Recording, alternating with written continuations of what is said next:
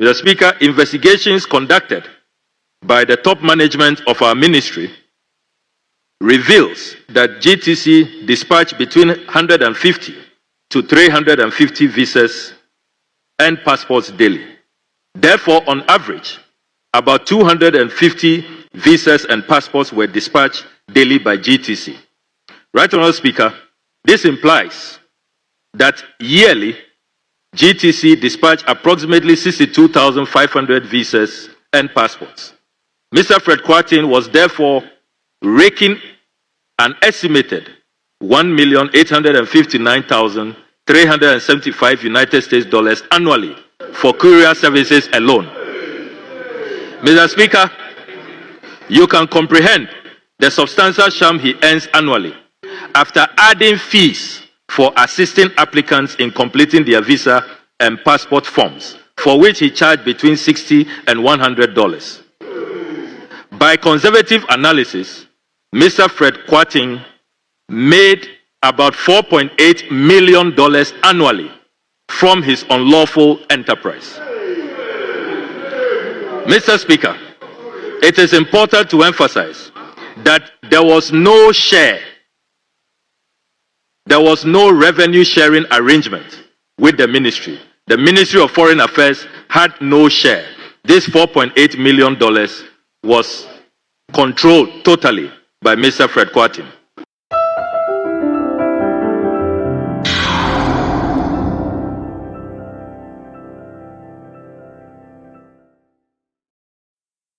I know for what ya na wate na mesa bonka say ahanom sikapa media won subscribe ya na wa subscribe won share video no so na wa share video no.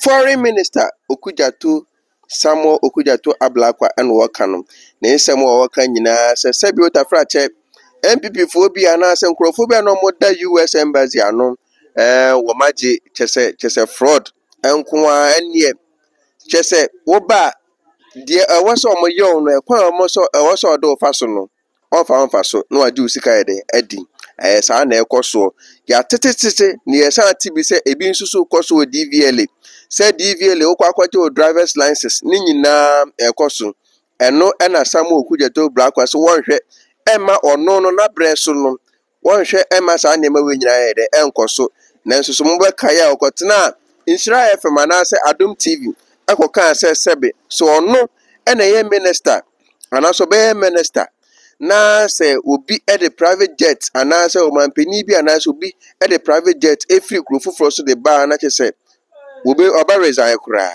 wantimi anya saade no enya hwe yenko na yekotie the wia Ghana fo bi omo America wo mo ho kire wo mo no mu kwan o mefa so mo de beba Ghana wo bi de wasesa bi otafrache wo ma miegu wo so ba na o mami Ghana ni no wo so ba no be sie ni Ghana nanso so this chese de ekoso ni de ekoso ni ntino wontimi fa ne maame ma chese Ghana visa ayedene sine koke Ghana visa ayedene sire American visa nankasa mu Ghana visa ayedene sire British visa yankwa ni enkoti ababa wa no so mbra ye ba minority for so Emma Okudzeto Ablakwa ni response ye ba ni de ho nyina so ayede asomo na mesa bonka sa hanum sikapa media nyabre na tie na sa hwe ni nyina manensi medase oba so a share video no ma foforo ene foforo fo ensanka medase yenkomra. My grandma just died in Jamaica. I am devastated. I want to go home for her funeral and I can't because of the Ghanaian embassy in Washington, D.C. I hope this message finds all Ghanaians and especially the Ghanaian embassy. I sent off my passport over 6 weeks ago to the Ghanaian embassy in Washington, D.C. to get my Ghanaian visa renewed. It has now been 6 weeks later and I have not received my passport. I have called the embassy, nobody answers the phone. I have emailed them, nobody answers an email. And when I'm online trying to get an update from their chat representative, they are telling me they cannot help me. You promised, and I paid for a 15 to 20 day service. It is now 6 weeks later. I have emailed you stressing that I have a death in my family and I need to get home, and nobody can give me an update on where my passport is. This is unacceptable, Ghana. This is unreasonable, Ghana. And yes, I know I can travel to Ghana visa-free on my Jamaican passport, but I do not have a current Jamaican passport. How is it you can accept people's money, people who have a love and a genuine interest in visiting your country, and you treat people like this? Where is the level of customer service, Ghana? You have taken my $150 to renew my visa. I have a family emergency, and you mean to tell me that I have been emailing and calling and chatting for the past 3 weeks and nobody has the courtesy to respond? This is stressing me out. If anybody has a contact at the Ghanaian embassy in Washington, D.C. or anywhere in the U.S. that can help me, please DM me. I need to go home to bury my grandma. Please. Ene mote ya said ye said bi otafrache abayo na sie no eno ano no nya se no na beka ye no na dio Samu Okudzeto Ablakwa okan foreign minister ba ko pe aye gini tumuom enye omampani John Dramani Mahama ene de sabi position man obi eno no betime ya yi den afi ne nsa na se omo so wa ya arrogant ya se o hwe na wunya no ama sabi speaker of parliament kura ka say the oye ne de obetime de arrest e de akono so e de ne kosi ye de bia be fen wo so wa busy wo ma parliament kura e mensem nya e wo se wo ba no no be yi nsem bia no foreign minister Emma ho e de na ekọ yankoi nyenkotie minority for so a response concerning the way no worker say NPP for be anase Fred Kwatin one for nan kokoto no ordinary kwagina parliament no kana sem woka nti minority for no so aba begina ho e de anu disem e de ba yankoni nkotie wo mo ye ba de ho bia so na e de asomo na me bon kai se won subscribe ya no subscribe won share video no so na wa share video no ahanum sikapa media mesra wutumi kire wadwen comment section wonum nemu wo ba no wabu obi a ndi atem na kan wasem na kasa yenko medas. Thank you, Right Honorable Speaker, for the opportunity. Mr. Speaker, let me begin by thanking the Honorable Minister for this very elaborate statement given to the House, and also to thank him and welcome his decision to share the report of the Ministerial Investigative Committee to the House, because, Mr. Speaker, at the committee level, we had requested for this report, and we are yet to have a look at the report. Mr. Speaker, let me very quickly make the point that we from this side, the minority, we are not against or opposed to any effort to establish accountability. We don't have any difficulty whatsoever. And indeed, Mr. Speaker, we encourage the minister to ensure that wherever there is rot or wherever there is corruption, he should investigate, root it out, and bring the perpetrators to book. Mr. Speaker, a certain Mr. Kwatin is alleged to have been involved in a corrupt act. That cannot be the burden of this side of the House, Mr. Speaker. Mr. Speaker, Mr. Speaker, Mr.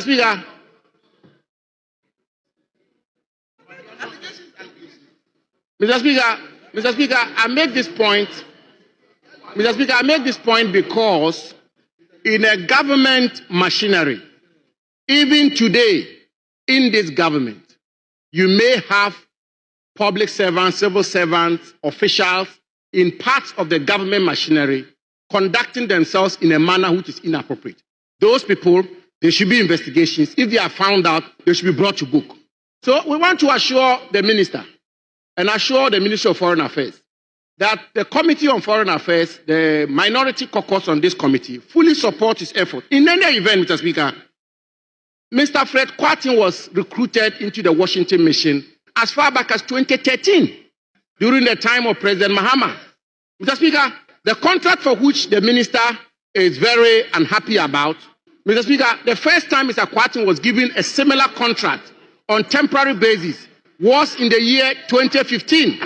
And I can furnish the minister with evidence to support the assertions I'm making. Mr. Speaker, the basis for the investigations or the basis of this alleged corruption, and I use the word alleged with great emphasis. Mr. Speaker, what is the basis of it? The basis of it is, to simplify it, is that the mission in Washington is supposed to have gotten into a certain arrangement with Mr. Kwarteng's company because, according to the mission, there was some bureaucratic inertia in terms of transmitting visas and passport booklets to applicants.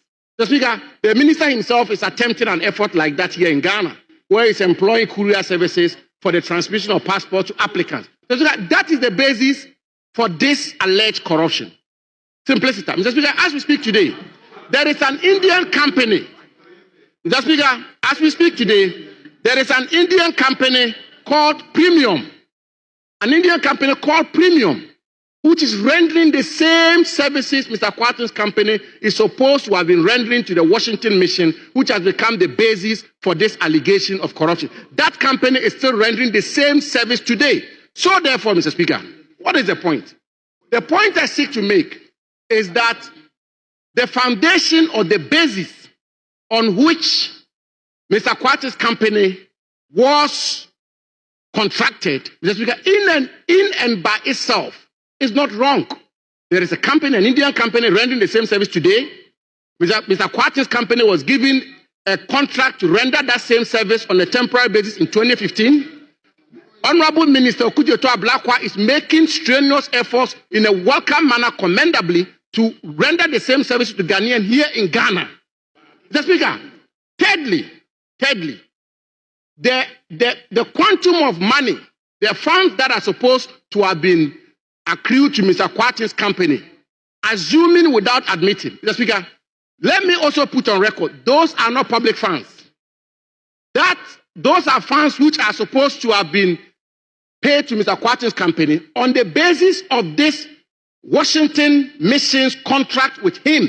And so let us be clear, the $1.8 million and the $4 million the minister alluded to, Mr. Speaker, are not funds out of public exchequer.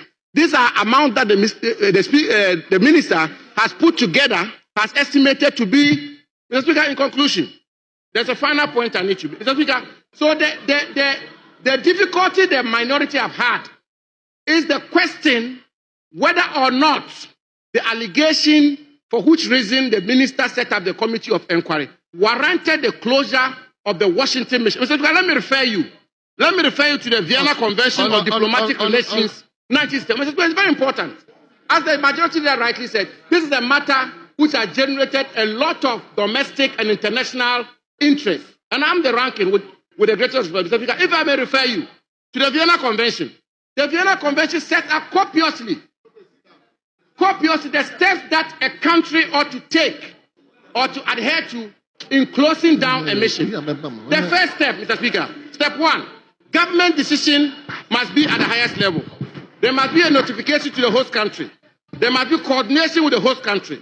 Before the announcement and the reassignment of foreign service officers, Mr. Speaker, thank you. There must be, these steps have to be adhered to. And the point we made here, and if I may conclude on that, your point is made. That, Mr. Speaker, is that the procedure which was adopted, the procedure which was adopted to close down the Washington mission was one which is alien to public international law and is not consistent with the Vienna Convention. Thank you. And in 48 hours, the minister opened the mission, and that tells us that the decision was a rushed one. Thank you. We welcome the probe. We don't have a difficulty with the probe. But we will always insist that we should adhere to procedural propriety in terms of how we manage our foreign relations and foreign policy and the missions of our country. That is the position of this minority. I thank you, Mr. Speaker.